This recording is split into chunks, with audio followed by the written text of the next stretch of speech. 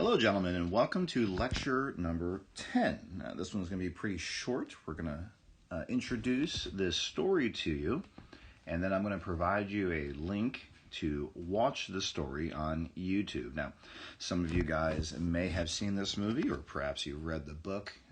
It came out, probably around 2012, 2013, something like that, and it caught on very quickly, and I'll be honest with you, I tend to go the opposite direction when I see a fad. But in 2017, I actually watched the movie with my son, and he and I both enjoyed it quite a bit, and I decided to read the book. And I was really, really impressed by it. Now, it's a work of fiction, of course. You got to think along the lines of like a C.S. Lewis. It's just a story, and it's a story about one man's struggles, okay? So it centers on this character named Mac. Mac and his wife and his 3 kids. Now, if you read the book, he's got 5 kids, and the whole family's a little bit older. But in the movie, it's just Mac and these kids here. And, they have a pretty happy life. Now, Mac, though, has a dark history. When Mac was a kid, his father was abusive. His father would beat him, and his father would beat his mom. His father would drink a lot and then beat them. And when Mac was about 12 years old, he became very frightened by the beating his mom took one night. So he grew up in the Baptist tradition, and he went to church, and there was an altar call. And he decided to use the altar call to try to help him and his mom. So he went to the front of the church during the service, and a deacon came over. And in the Baptist church, deacons are kind of like the parish council. They are in charge of running the church. They are also involved in the celebration or the worship. So a deacon came over, and he asked Mac, is there anything you want to confess? Do you want to receive Jesus? And Mac told him, my dad drinks too much, and he beats my mom, and he beats me, and he hurt her last night. I tried to help her, but I couldn't. And instead of receiving help from the deacon actually went and told Mac's dad. And that's because Mac's dad was also a deacon of the church. And so the next scene in the movie, we find 12-year-old Mac has been tied by his father in his barn, and his father is whipping him in punishment for telling people what had happened. So it's pretty bad. Well, the last bit that we see of Mac as a kid, he takes some of the pesticide, some of the poison in his dad's barn, and he pours it into his dad's alcohol bottles, and then he just leaves. And that's, obviously a long time ago in his life, and that's a burden that he's carried his entire life. And, because of it, he has a difficult time with God. Now, his wife is a devout Christian, and they go to church every week, and he always goes with them. His wife calls God Papa.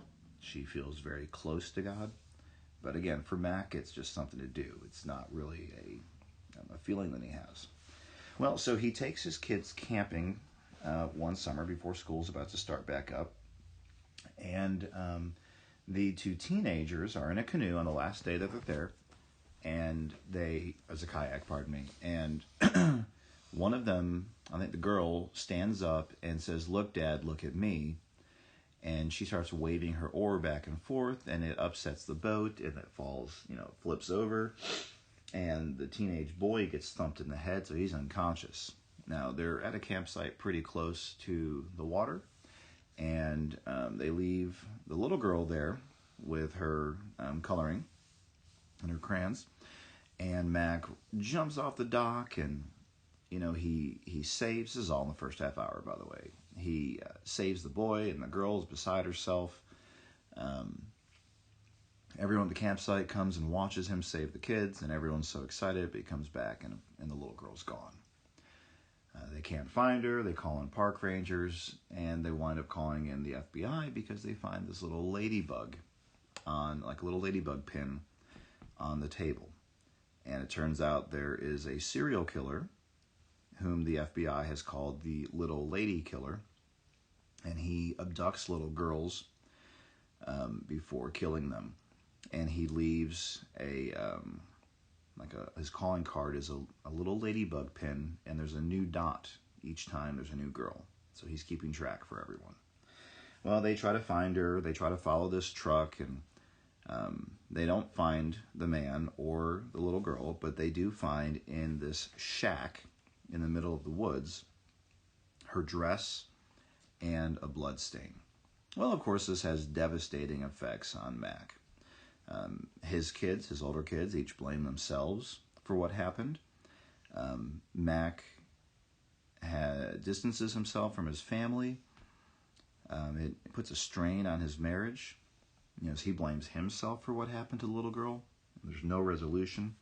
And so this one night, there's this snowstorm. And before the storm comes in, Mac's wife and the older two kids go to her sister's house for like a party or a get-together or dinner, and Mac just didn't want to go. So he stays home, and then the storm rolls in, and they decide it's not safe for her to drive back, so he's just going to sleep on the couch by himself. No big deal. Well, he wakes up the next morning, and he goes outside to look around, and the mail has not run. There's no mail, yet there's a letter in his mailbox, and the letter says, "Dear Mac, it's been a while since we've talked. Why don't you come visit me this weekend? I'll be waiting for you at the shack. Love, Papa." Well, of course, Mac is, he's just incensed. He thinks that this is the killer, and the killer wants to meet him at the place where the killer killed his baby girl, and he thinks the killer knows about what his wife calls God the Father, and is mocking it. So Mac goes to his neighbor, and he gets a gun, and he gets in his vehicle, and he drives off to the shack. Now, when he gets to the shack, he finds nothing there except her blood stain on the floor. It is empty. It is, frozen. You can see from this picture. He hears someone coming, and he kind of freaks out, and he looks up, and it's a deer, right? And then he puts his head back down. You can see his right hand is on the stain, and he actually puts his face on it, and he weeps, and he falls asleep there. And then he gets up, and he leaves. Now, as he's about halfway out of the forest, he notices that the snow suddenly begins to thaw, and it suddenly looks like spring, and the vegetation is lush, and he sees a man heading back toward the shack. So he turns around, and he walks back, and the shack has become this amazing and beautiful log cabin with lush vegetation. And he meets 3 people inside, and what he finds out is that he is having a vision of God. All 3 persons of the Trinity are looking forward to spending the weekend with Mac. And so, here he is sitting on the porch steps with Papa.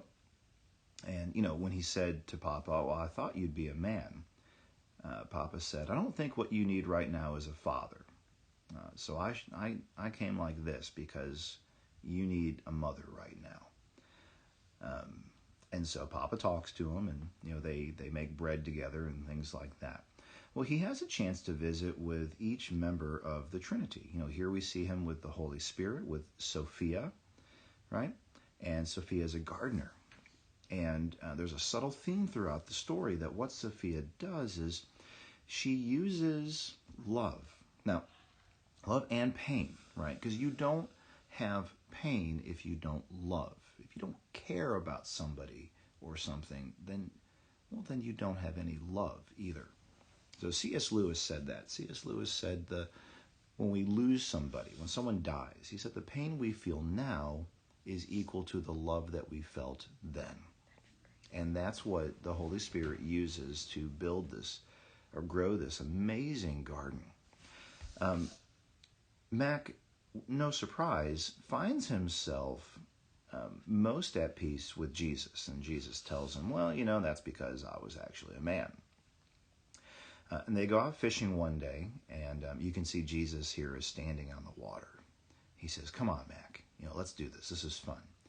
And they actually run all the way across this lake, and then they come to a cave. And, so I'll come back to that in a second. The story is really, really good. It's not necessarily, some preachers think that it's not biblically sound all the way through, but it doesn't have to be. It's not an allegory. It's a story. And if you haven't read the book or watched the movie, then I highly encourage you to do so. Now, the scene we're going to watch deals with Mac running across the water. You won't see that part. With Jesus. And they come to a cave, and Jesus says, I need you to go inside. You're going to go inside, and you're going to meet the wisdom of God. Okay? I used Sophia earlier to talk about the Holy Spirit because that is biblical. But in this story, Sophia is God's judgment. So the word Sophia, think philosophy. Philosophy means the love of wisdom. So Sophia, Sophia, means wisdom. And we're going to see Sophia talk with Mac about what our title screen said for today's lecture. God's love, God's mercy, and God's judgment. And we're going to see what Mac tends to think about God's mercy and judgment. And we're going to see Sophia's response to that. And I want you to consider the depth of the storyline. You might even need to watch it twice. And I thought this was a pretty good line. We're going to see this idea come through. Okay? Now, what I want you to do while you watch the video clip, and again, maybe you need to watch it twice. You have a few different things I want you to write down as notes. Okay? I want you to write down, anything you think is interesting or important, first of all. But also kind of jot down what Mac thinks God is like, especially when it comes to judgment and mercy and love, and what he learns God is like. Okay? So what Mac thinks God is like and what he learns God is actually like. And then also jot down the things that you think were important or stood out to you. Okay? Do that for me, and tell you what I'll do. We'll have a little. We'll take some points on that. I hope you enjoy this video clip, and if you decide to watch the movie, I hope you like that too. All right, gentlemen. Without further ado, you can follow the video link. Have a great day. Stay always a rocket. God bless.